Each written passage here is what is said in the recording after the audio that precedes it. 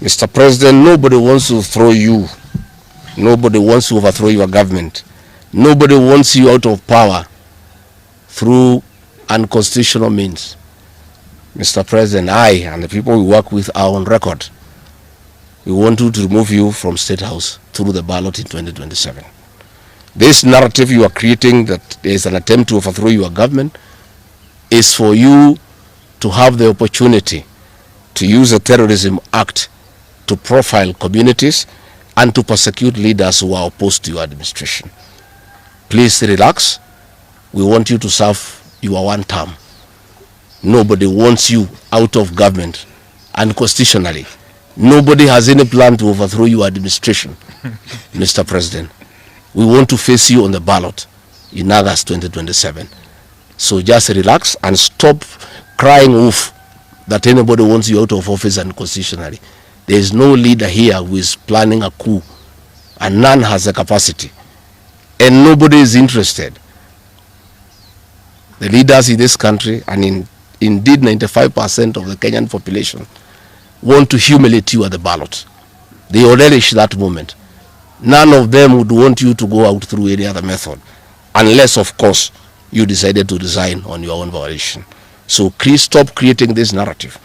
This narrative is to enable you to use anti-terrorism law to persecute leaders and to persecute the Kikuyu community.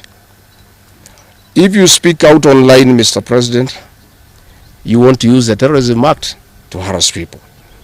If you dare challenge your administration, you want to use the Terrorism Act to deal with people who are opposed to your administration. My fellow Kenyans, let us not be deceived. William Ruto has stripped away even the pretense of democracy.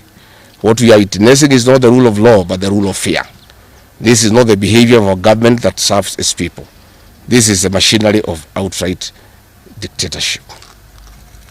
Finally, I want to announce to the people of Kenya that tonight I will be traveling to the United States of America to talk to the Kenyans, the diaspora, and the international community about the state of the nation. I would have wanted to stay in the country at this very difficult time when our people are under siege, but I have engagements that I'm not able to postpone. I have been threatened by people close to William Ruto, who called some of my people today, and they will want to stop me from leaving the country. I have no problem. If you want to come and arrest me at the airport, as you are threatening us, you can go ahead. I don't have a problem. You cannot sell fear to us. You know, even if you sold us fear, we cannot buy. You know, and therefore, as I'm out of the country, unless I'm stopped from going, and if I'm stopped from going, I'm still okay. I'll be here because this is my country. We have made sufficient arrangements with other leaders in the united opposition to create a pool of lawyers to come in through for our young people who are being persecuted on trumped-up charges of terrorism. And I want to explain. I have heard the president saying that people have attacked police stations and the law courts. It was all stage managed by the MP for Kikuyu. How do you explain that people can walk into a police station and they are not armed and take over the police station from armed police officers? How do you go to the courts that are guarded by armed police officers and touch them? All these attacks of vital installations were stage managed by William Ruto through Kimani Ichung'wa to create the opportunity to prefer charges against people using the Anti-Terrorism Act. That is the reality.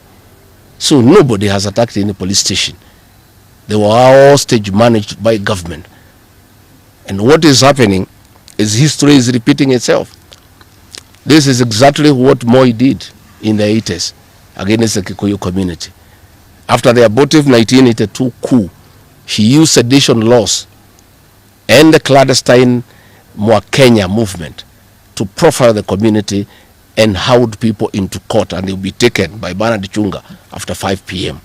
This is history repeating itself. I want to ask our people to be calm, to be cautious, and to be strong. I want to appeal to our young people, the Gen Zs. Looking at the scenario of what is happening and what William Ruto has planned, I want to ask my children, my sons and daughters, to consider applying the next onslaught against the President William Ruto by getting IDs and registering as voters so that they can deal with William Ruto on the ballot. Because I fear for them.